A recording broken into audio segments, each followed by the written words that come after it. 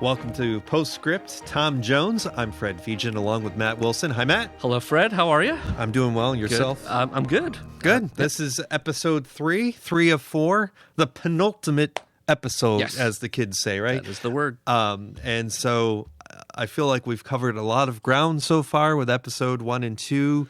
Right off the bat, Matt, this episode was stressful. Yes, it was stressful. It gets dark. Our beloved characters are probably both hitting rock bottom, we hope. I don't think it could get any worse for Sophia. And Tom keeps causing his own problems, but I'm not sure it can get much worse for him either at this point. Yeah, I have lots of thoughts there. Where do you want to start? Where do we start? Let's start with Tom. All right. Let's start with Tom.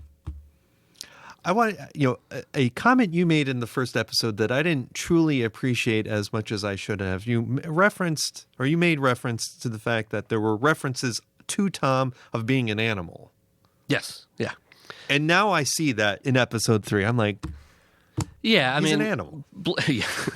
Bliffle was not meaning it in any sort of constructive criticism, right? Sure. It was absolutely an insult, and whoever else may have used that term. But Tom is reverting to the basic of instincts, perhaps. And I don't think he ends up in a place he's proud of. I think finally he sees some of it. But absolutely, the part 3, especially for Tom, is sort of a play in 2 acts. We have the Act 1 Tom, which I used when I was watching this with my wife. I turned to her and said, he's just a himbo at this point, right? Which is sort of like an attractive but very dumb gentleman. And it does feel like he falls into that.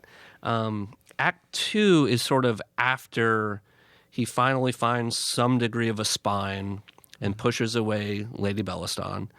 And maybe decides what he actually wants out of life, although it feels like maybe he had tried to do that already at some point. So I feel like we've been there with we've been there. 1 and 2. Yes, he has had this self-discussion, I think, in his own head several times already about what do I really want? What am I really after? It's Sophia, and then it's not. Do you think it's a byproduct of having a sheltered life? Do you think maybe Squire Allworthy protected him too much, that he's out in the real world and he's just... You certainly see some innocence, maybe, definitely some gullibility, perhaps. But ultimately, I think at this point, and it's on him. He's an adult. He should understand some things and know what's going on. He gets used at points. He gets taken advantage of to some degree, but we all make our own decisions, and his are not very good. I would agree. And and Lady Bellaston kind of plays to that. Does. Yeah. She's complicated as well, but there are points where it's clear she has something in mind she wants from him.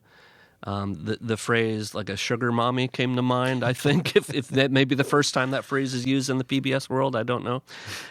Was not used in the show, of course, but just in thinking this through. She has a use for him, and apparently this is not the first time. We kind of get some signs of that from Aunt Harriet. And the servants around the estate that Lady B, as I call her, lives in, that the whispers of this happens, and she tries to keep a secret, but everybody knows, everybody talks about it. So not to go overly technical, but if we think about the traditional hero's journey, the classic hero's journey, I'm hoping Tom is finally at that point of having initially refused the call to heroism, of falling into these traps.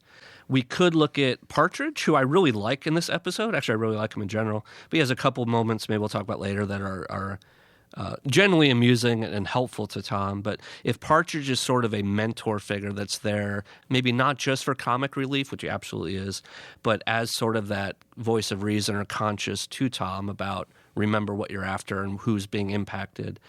The next step is crossing the threshold. It's that point where the hero decides, you know what, I'm going to do this. I'm going to change, and I'm going to do this. So we haven't seen that from Tom yet.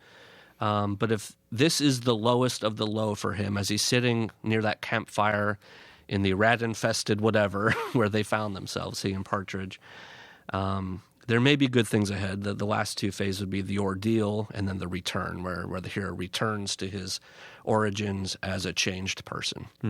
Well, before we get to Sophia, do we really want Tom and Sophia to get together? I'm not sure anymore.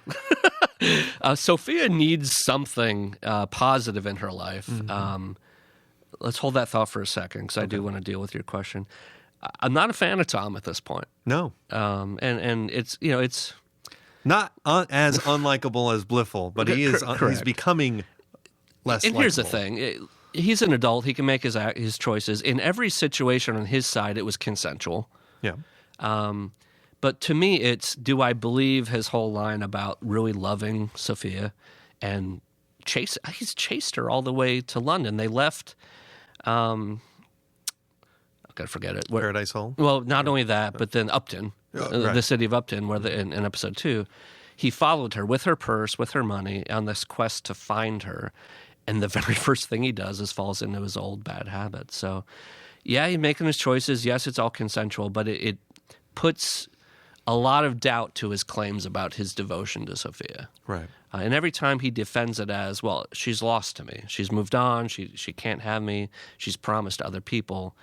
But why are you chasing her then, right? It just seems it's hard to believe him. Right. That get out of jail free card, if you want to even call it that, worked in episode 2. Maybe. Because he didn't know that she didn't get married. But at this point. Yeah, absolutely agreed. And yeah, he got a lot of wine in him and some other things, but if you make those choices, it's hard to believe that your devotion is as strong as you claim it to be. Agreed. Again, at least through the first half of part 3 here. So let's try to deal with Sophia here a little bit. Okay. I may have been wrong earlier in this series where I theorized that she might be the hero of the story. I feel like, as far as the plot goes, they really have her buttoned up as a damsel in distress. I'll be really sensitive to this, because if you're paying attention to part 3, there are no fewer than 2 instances where she is sexually assaulted. The first is from Lord Fellamar, real winner there, at, in fact, the instruction and urging from Lady Bellaston, which is insane. And then our man Blifil back, further proving his worth. Now through, I'll call it good fortune, because it's the lamest of rescues when Squire Western comes in and does, in fact, rescue her from Lord Fellamar, at the same time screaming how she's a disobedient little minx and other things. So she's, if you listen closely, she cries his name. She's happy to see her grandpa. She's probably shocked as heck that he showed up, but then is immediately, you're worthless. You're coming with me. He has no idea what he's actually rescuing her from. He has no clue. You're right. He didn't even say, "Wait, who the heck are you?" Or grabs her and runs out of the room. But I'm still I brought this up last time. I'm still surprised that he didn't try to make more of an effort to find her. It wasn't until Harriet wrote a letter sending back to head back to Western's sister, saying, "Hey, you ought to know this. We found her. Yeah. You probably should do something about this." Well, I think we noted in episode 2 that Black George was probably the only person that knew they were all heading to London. Right, who also shows up in this episode. Right. It was kind of a reunion of sorts. I think the Westerns just literally had no idea where they went. Well, they could have guessed London because of family, but that's not where Sophia had come from before she went to Bath, right? Yeah, right. So they probably just frankly didn't know. But useless does not give Sophia any true rescue, not any recognition of her plight, her situation. It's all about their interests in her. And then, a day later in story time, she's in a room by herself and Blifil barges in and goes off on a very Blifil rant. It's one of the few quotes I pulled this time. But the conversation kind of, it's again more about Tom than him or Sophia. But it's all my life that odious lowborn animal, to the word you pinged on earlier, has taken what rightfully belongs to me. She counters, belongs? I don't belong to either of you. Notice that. I don't belong to either of you, nor will I belong to any other man. And then Blifil, my own mother prefers him to me. What is wrong with me? Why can't you love me? Why won't you even try? Seems like he needs a therapist. He needs a therapist. And he did, he confirms a comment I made last episode where I thought that his mom really had more compassion for Tom than him. And so he just seems really upset about everything. I don't know, fella. I'll talk directly with the fellas here for a second. I don't know if we need to take an aside here and just point out that maybe there is someone in your circle that you're interested in or attracted to. Maybe it's someone at work. Maybe it's someone you see at the bar, at the grocery store periodically. Maybe you figure out they don't have anyone else in their life, and maybe you broach the topic with them. They can say no. They don't owe you a thing.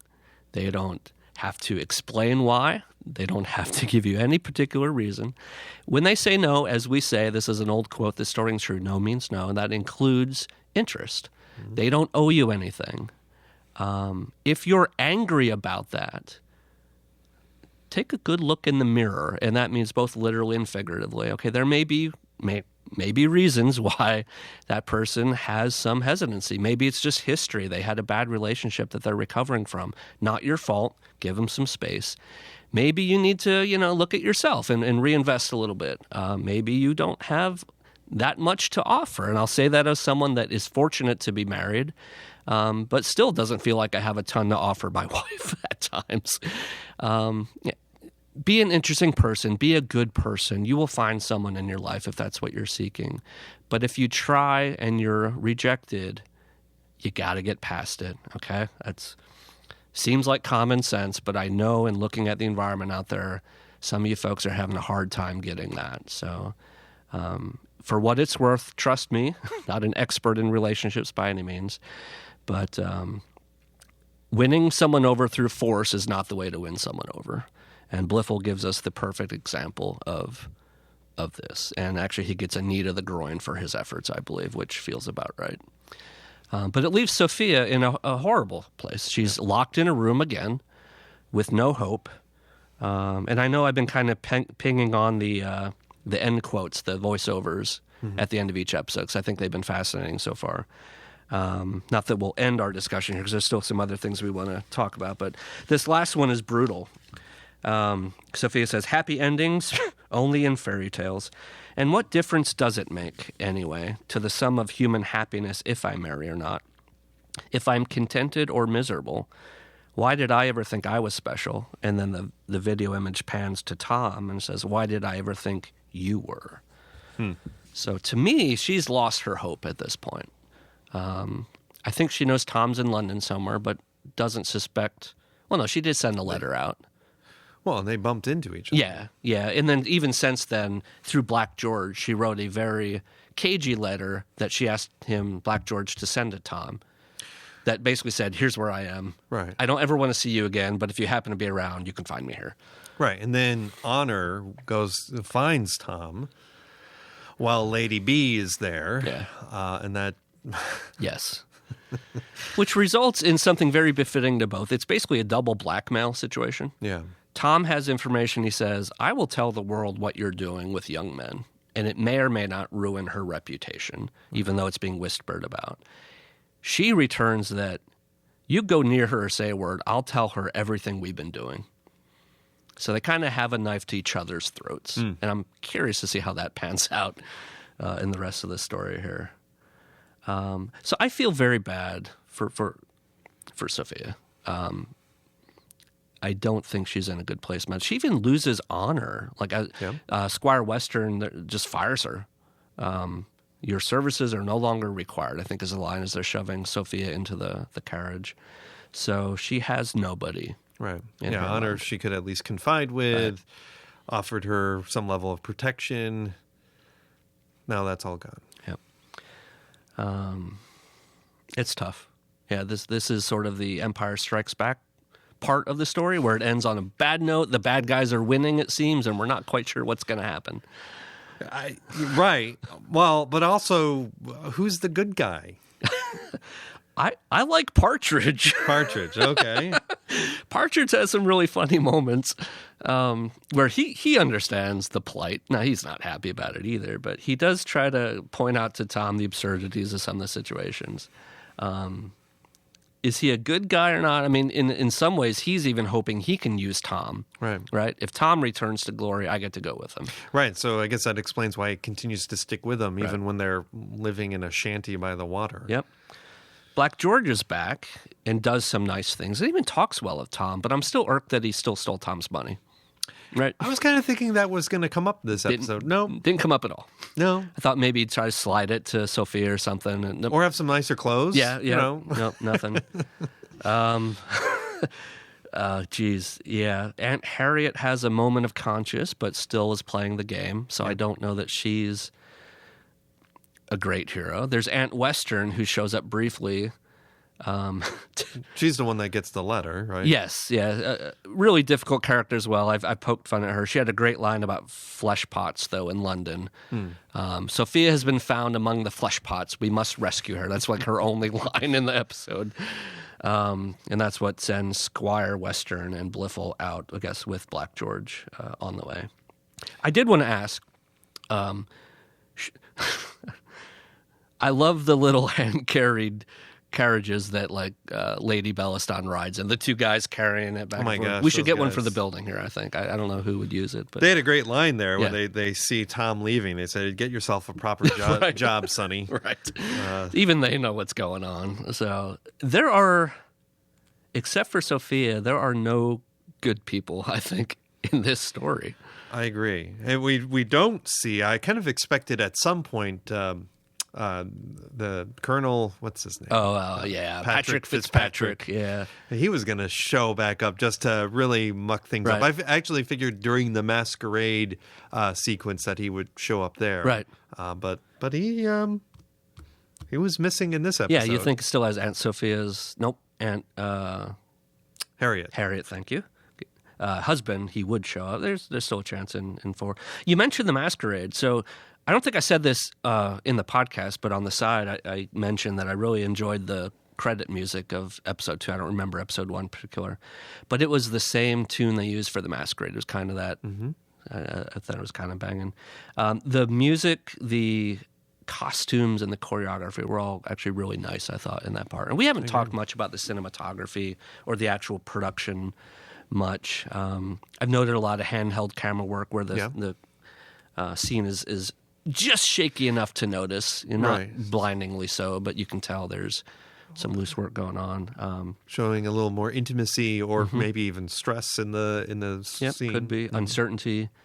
There's been some framing at times where there's classic use of how characters are focused on the scene. A lot of good work going on, but I really did enjoy the masquerade and just the confusion of it, the colorfulness of it. It kind of helped us understand Tom's perspective of, I don't really know exactly what's going on here. A lot of people flying around me, and then gets focused on Lady B and her getup. So my question is, because it didn't occur to me at the time, did she manufacture that chance meeting between Sophia and Tom after it?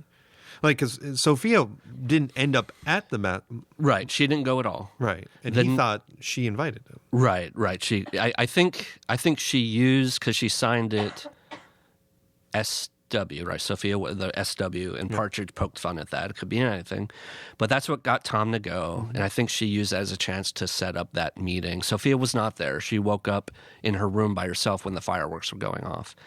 The night or two later, when Tom has nicer clothes and goes to Lady Bellaston's house instead of Aunt Harriet's place, Sophia was not supposed to be there. Oh, okay. All right. So that was Sophia not makes a intentional. comment of being bored at whatever play or whatever she was supposed to see, and she came home early. I see. So Lady Bellaston, did not intend for Tom and Sophia to see each other. But I think that's the moment that wakes Tom up, because then he figures out what Lady Bellaston has been doing. He makes a comment about, so interesting to see Sophia here after so many misdirections or something, meaning, I got you now. And that's the point where he starts to deny her and turn her away, but then realizes that the damage is probably done. Is it too late? Right. Is it too late? We'll find I guess out. that's what episode 4 is for, man. Yeah. So, could be interesting. I don't know where it's going to go. So do you have is it time for the Scoundrel of the Oh, Week? yeah, good point. Let's do Scoundrel of the Week. I think I know who I'm going to vote for. We have some honorable mentions as well. I got to give it to Lady Bellaston at this point. Oh, okay. I think. Tom comes up as a logical runner-up, and maybe that's who you have in mind. I'll let you offer your options here in a second, too.